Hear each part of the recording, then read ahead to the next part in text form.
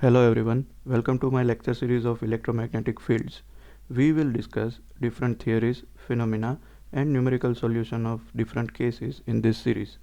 I hope this series will give a fruitful outcome to physics scholars or engineering students.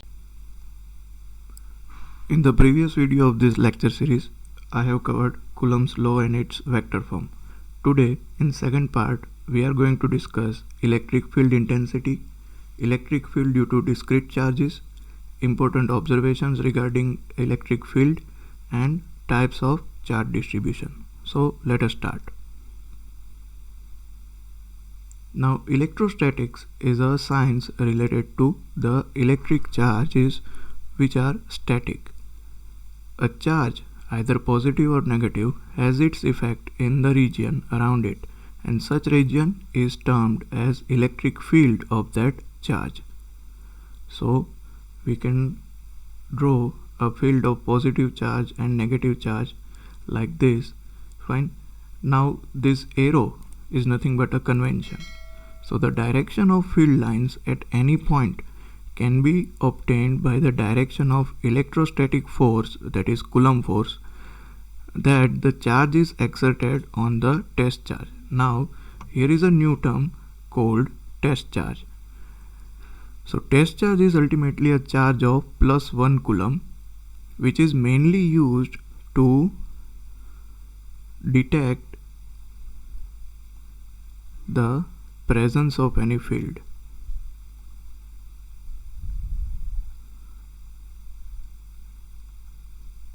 So now if we have a positive charge and I put a test charge over this point, then being the value of test charge as 1 Coulomb, the force of repulsion will take place and the direction of force will be like this.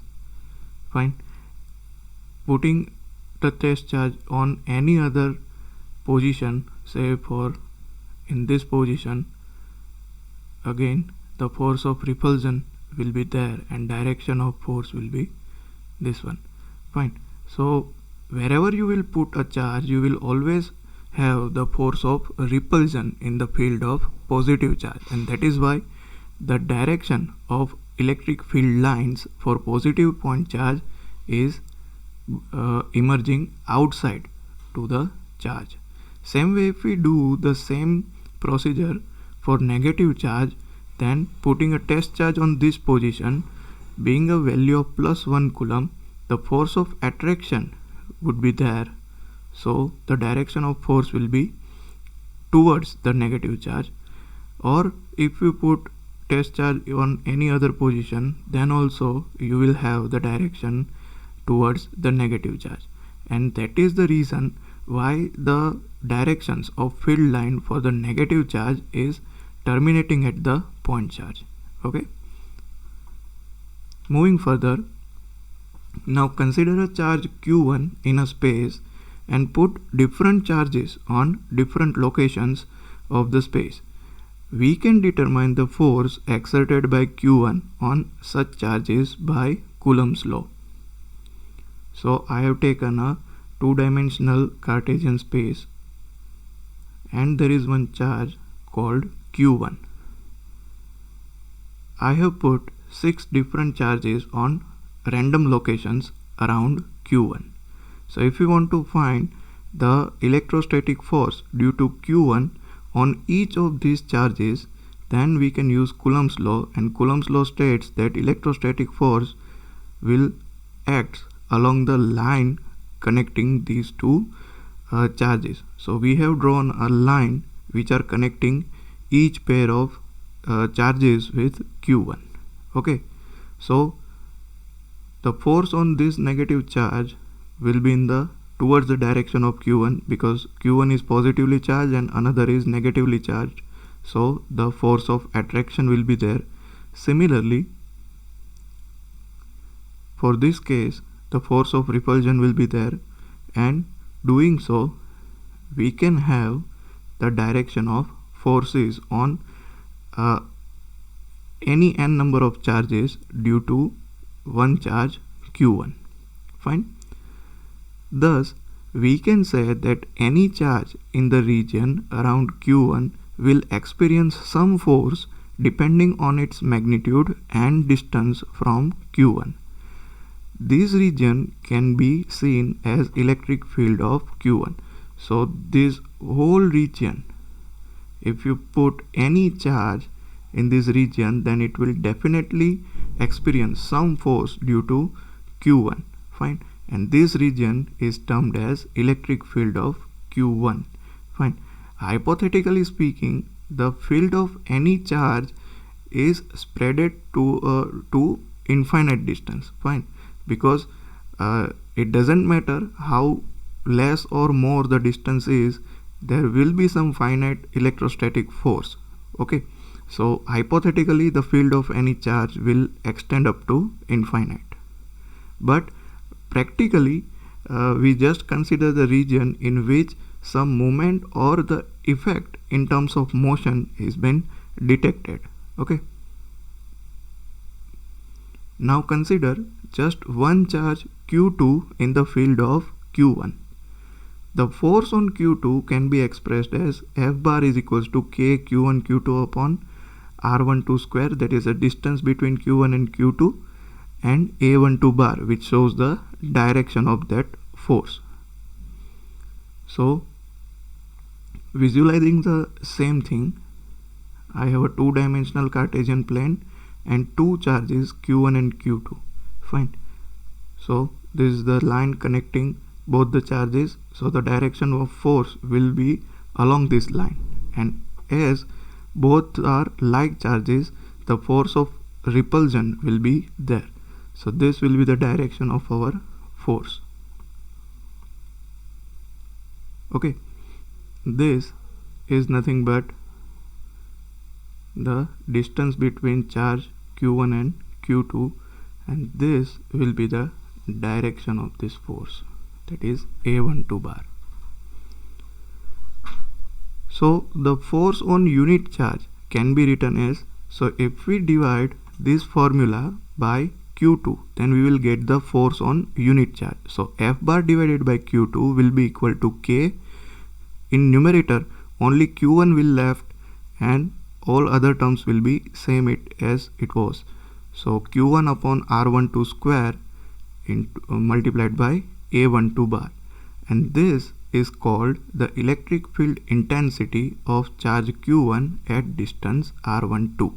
Fine. So if we keep the distance R12 same, fine, let's say I am putting this charge Q2 over here, fine, and keeping the distance same, that is R12.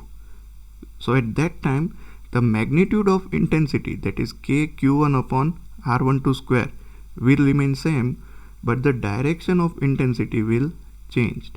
Okay. So, and if we form a circle with radius R12, then at every point of this circle the magnitude of intensity due to Q1 will be same. Why? Because the distance between any point of this circle with Q1 is same as R12, so the magnitude of intensity will be same, but direction will always be change point by point.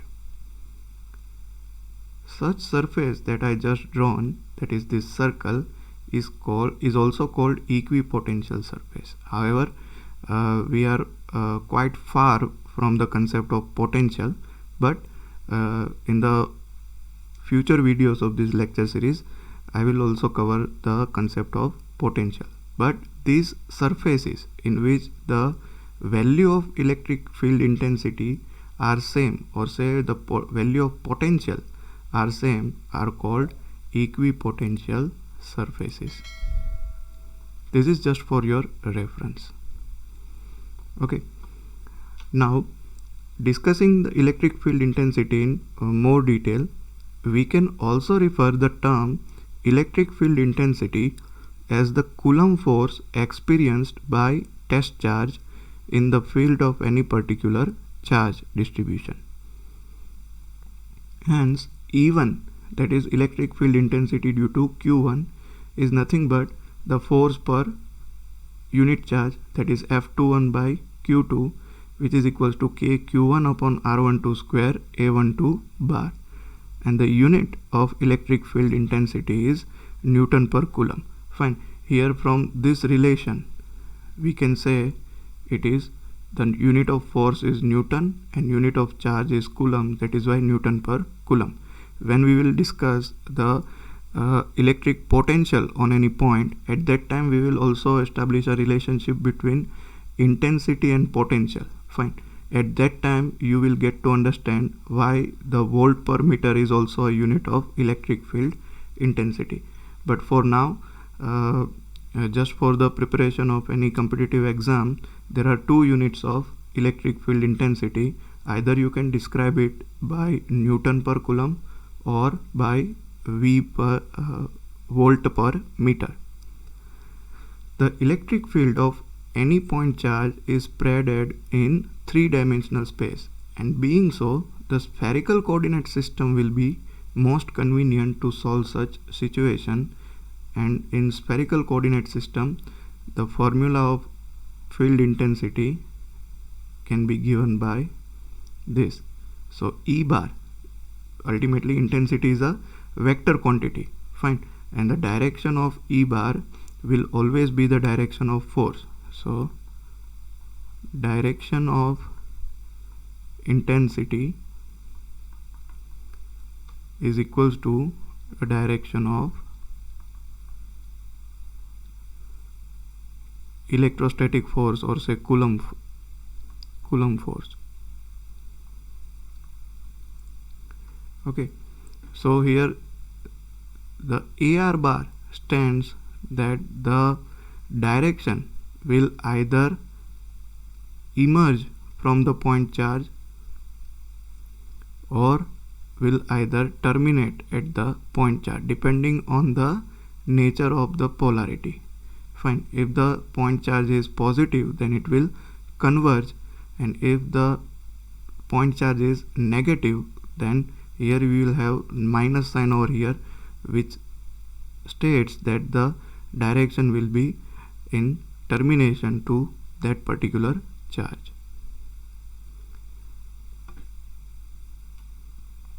Now we will discuss electric field due to discrete charges. So consider three charges Q1, Q2 and Q3 in two-dimensional Cartesian coordinate system. Now let R1 bar, R2 bar and R3 bar be the position vector of charges Q1, Q2 and Q3 respectively. Now assume any point P with position vector R in the space, and if we want to determine the electric field intensity at point P due to these three charges, then we can do it by using principle of superposition. And now let us understand this process step by step. So I am considering a two-dimensional Cartesian coordinate system in which three discrete charges are there, Q1, Q2 and Q3, in which Q1 and Q3 are positively charged while Q2 is negatively charged. Now this R1, R2 and R3 are the position vector of these three charges, and we want to find electric field intensity at some random point P, which is shown over here. So to do that, first we need to determine the position vector of point P. So let us name it as R bar. So this will be the position vector of P. Now the direction of intensity will always be the direction of force, and the direction of force will be on the line connecting two charges. So if we connect the first charge with point P, then that distance vector will be termed as R1P bar.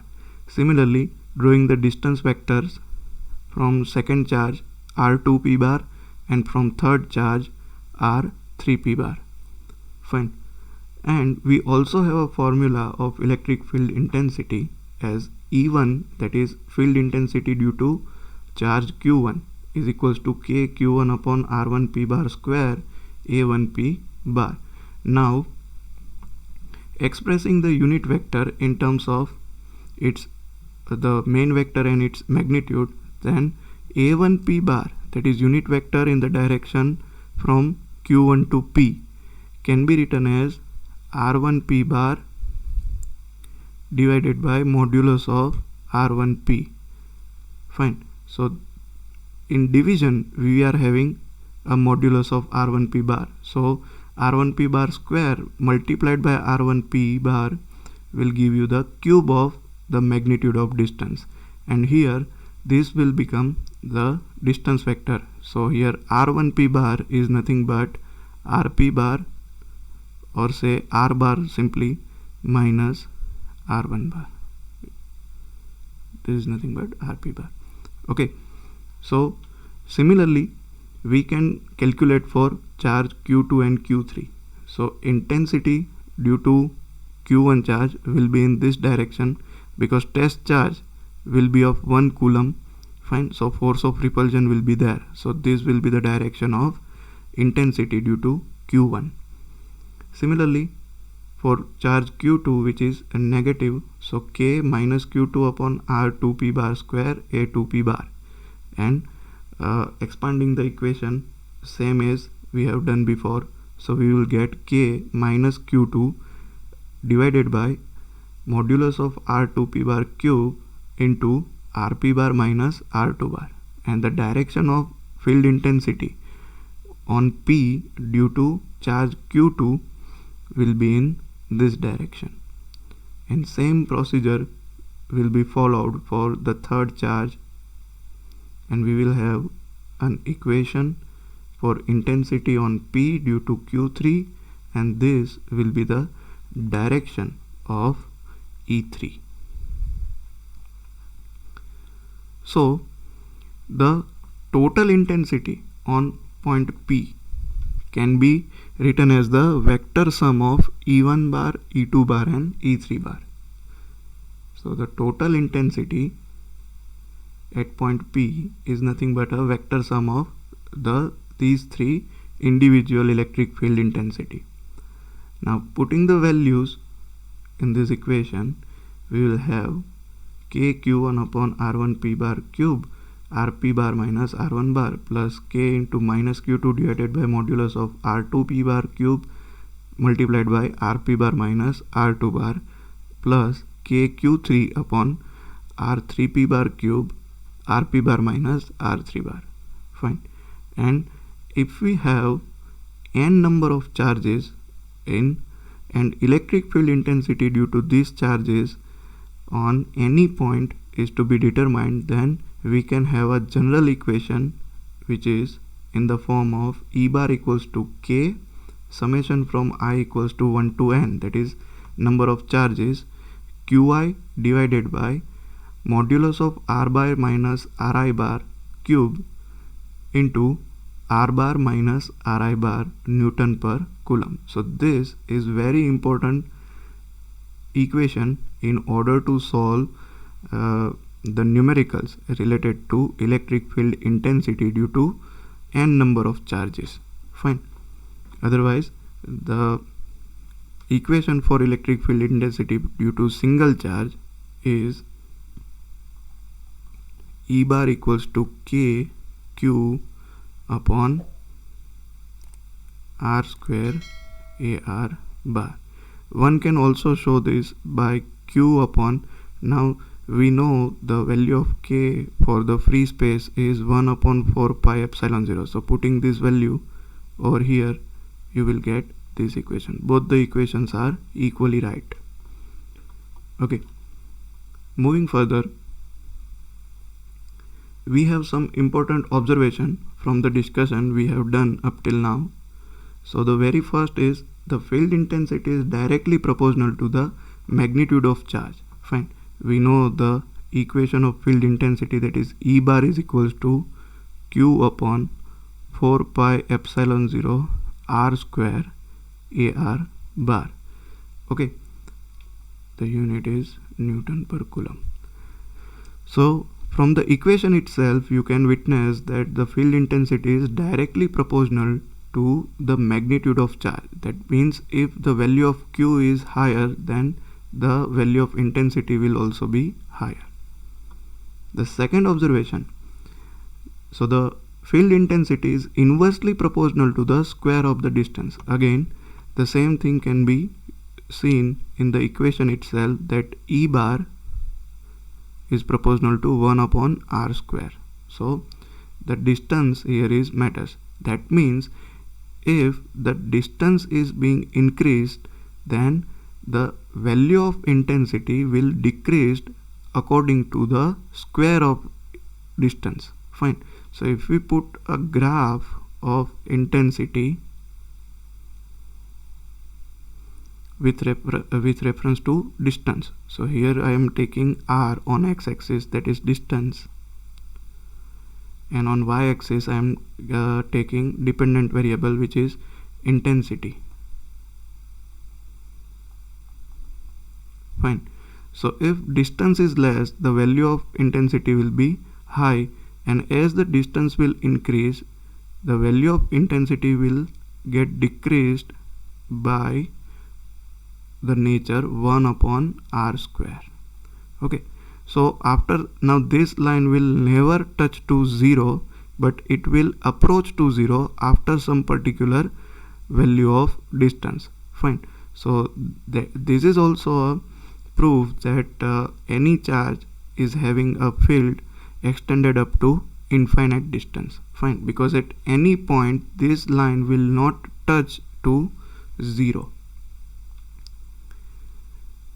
Now third important observation with reference to electric field is the E bar and F bar are always in the same direction. So I have already proved you that the direction of electric field intensity and Coulomb force will always be same. Placing of unit charge is just a method to detect the field. Without such placement, every charge has its field existing around it. So either you put a test charge or do not put a test charge, it doesn't actually make any difference. Fine, because even with the in the absence of test charge, any positive or negative charge will always have its field around it. The test charge must be small so that intensity of other charges do not get disturbed. Fine. Now this is just a convention which shows the rule to take a test charge. Fine. So the only rule is the test charge must be as small as possible so that other field or the field of other charges do not get disturbed. Fine. So these are some observations which are very important to understand the concept of electric field intensity. Now the last topic for today, that is types of charge distribution. So we have ultimately 4 types of charge distribution. The very first is point charge, second one is called line charge, third one is surface charge, and fourth one is called volume charge.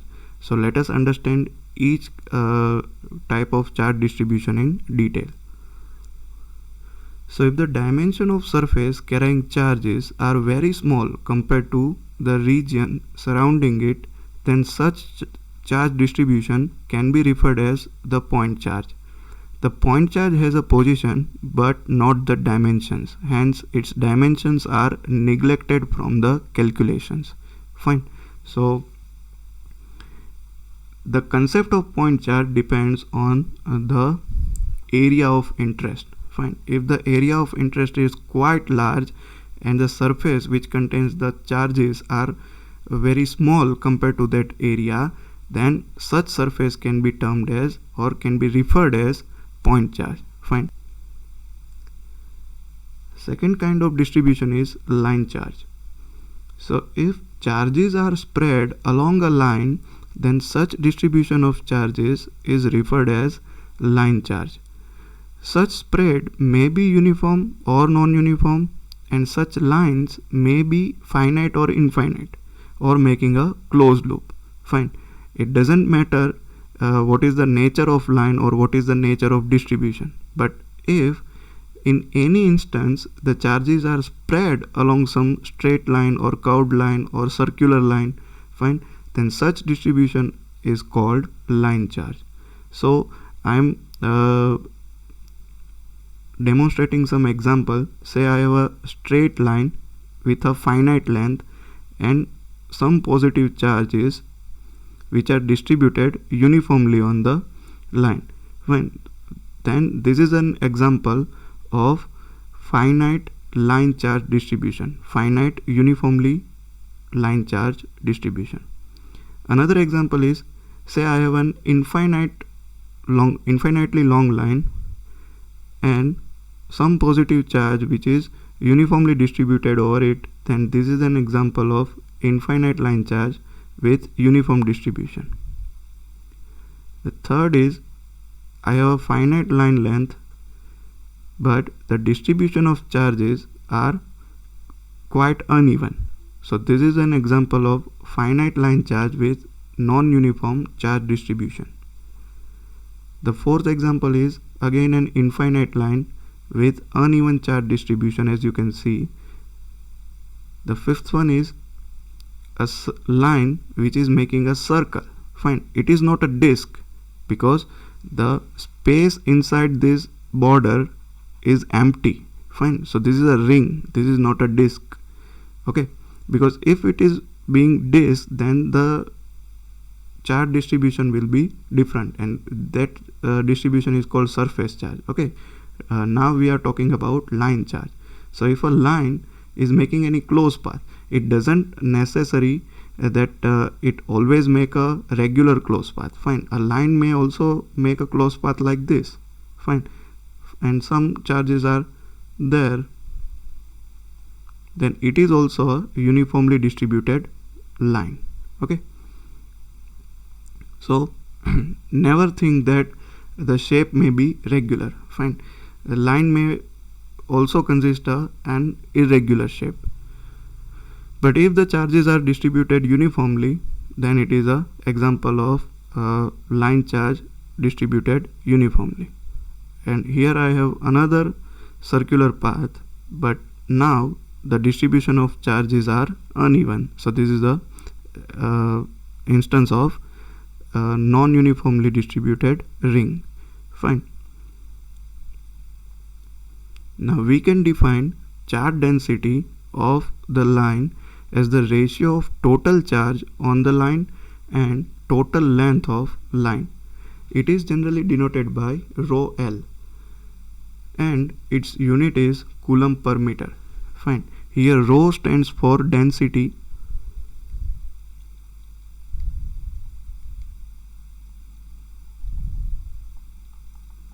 and L stands for line charge distribution.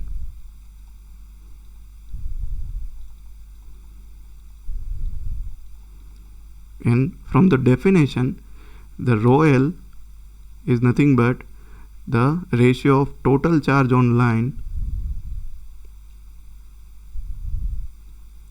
and total length of line divided by length of line.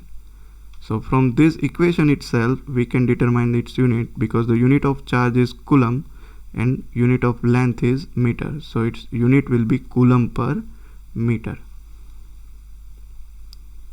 If the charges on any line are distributed uniformly, then rho L will be constant, and if charges are distributed non-uniformly, as we just seen in previous slide, then rho L may be the function of coordinates of the line. Having an idea about line charge density, that is rho L, one can find the total charge on the line by taking the line integral of charge density. Fine. So here a very good example of line integration can be understood. Suppose we have three different line charge distribution. So first, as you can see, this is a finite line with uniformly distributed charge. Second one is also a finite line with uneven distribution of charge, and third one is a circular ring with uniformly distribution of charge.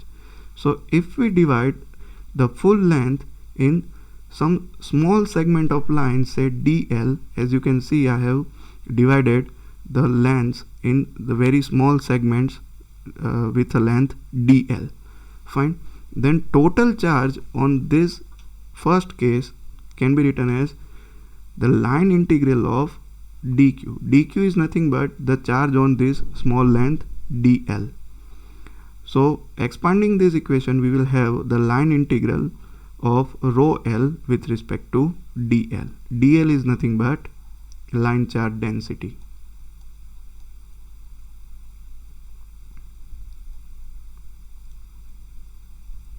Here the distribution is uniform, that is why the value of rho l will be a constant.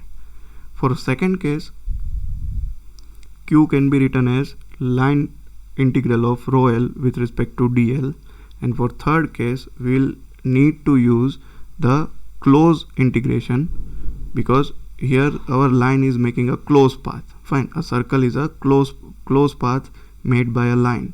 So we will take a closed line integration of rho l with respect to dl.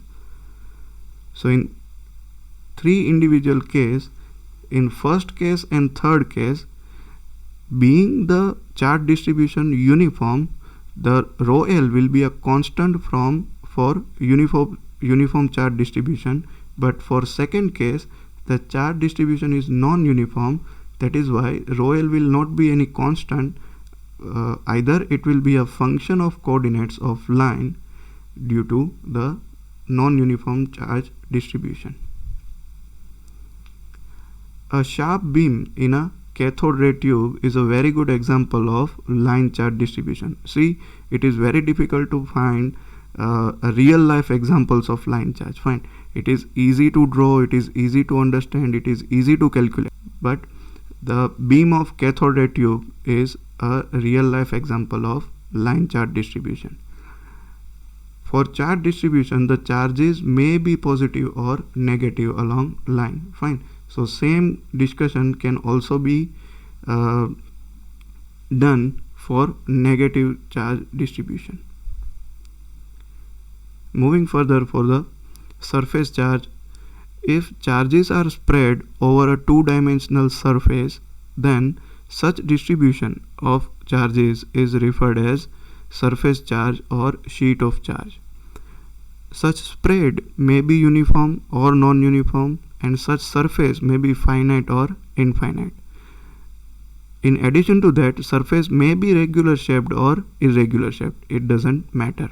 But whenever the charges are spread over a two-dimensional surface, such kind of distribution will be referred as surface charge distribution.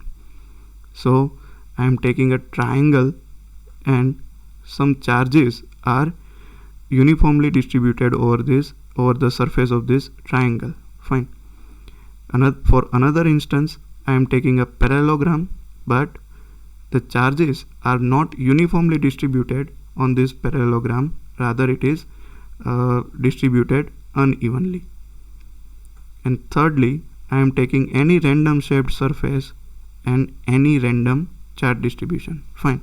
So this first case is an example of finite surface with uniform charge distribution. This second case is finite surface with ununiform charge distribution, and this third surface, the third example, is of finite surface with non-uniform charge distribution.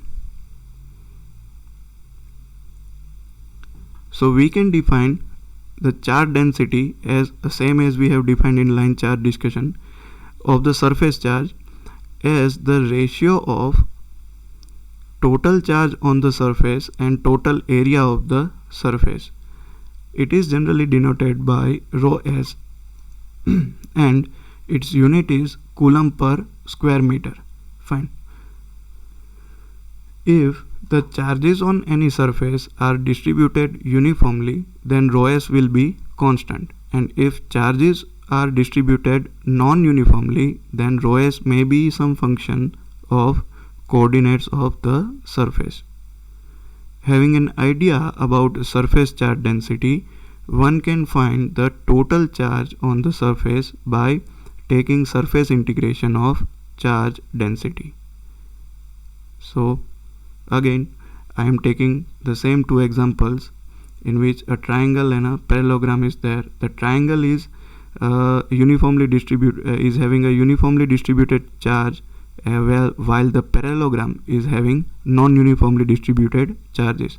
For both the cases, I have taken a small surface area ds, and dq is a charge on this small surface.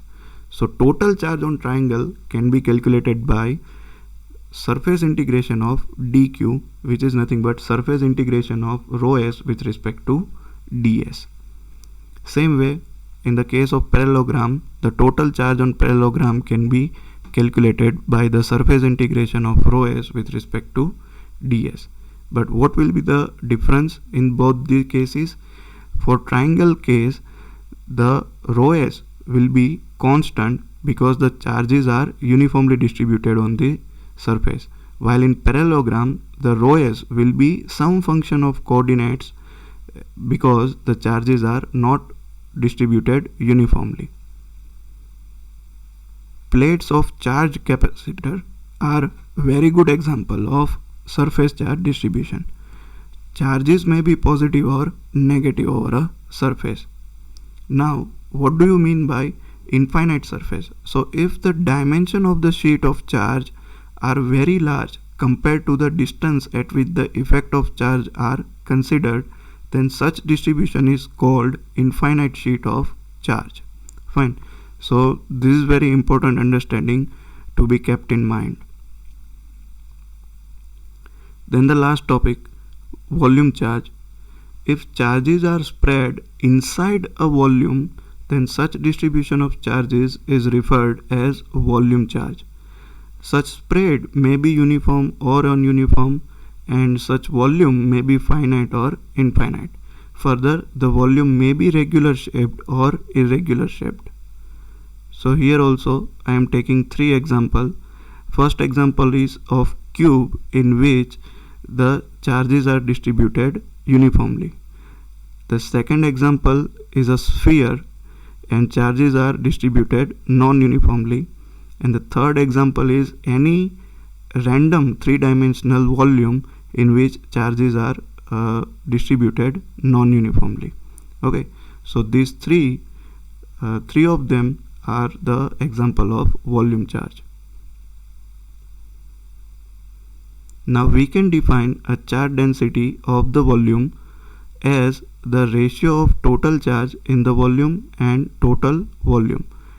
It is generally denoted by rho v and its unit is coulomb per cubic meter.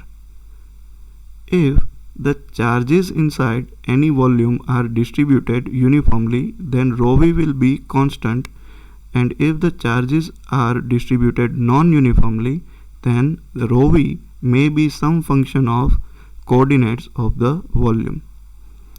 Having an idea about volume charge density, one can find the total charge inside the volume by taking volume integral of charge density. So the same process will be followed over here. Here I have taken a small differential volume, as you can see over here. This is our small differential volume dV. Here also for irregular shape three-dimensional volume I am taking some small volume dV. Okay, so Q inside the cube can be calculated as volume integral of dq, which is nothing but volume integral of rho v with respect to dV. For second case, the calculation will be same. The only difference is for the cube, the value of rho v will be constant because the charges are distributed uniformly. In second case, the value of rho v will be some functions because the charges are not distributed uniformly. The charged cloud is a very good real life example of volume charge distribution. Again, the charges may be negative or positive inside a volume. If the dimensions of the volume of charge are very large compared to the distance at which the effect of charge is considered, then such distribution is called infinite volume charge.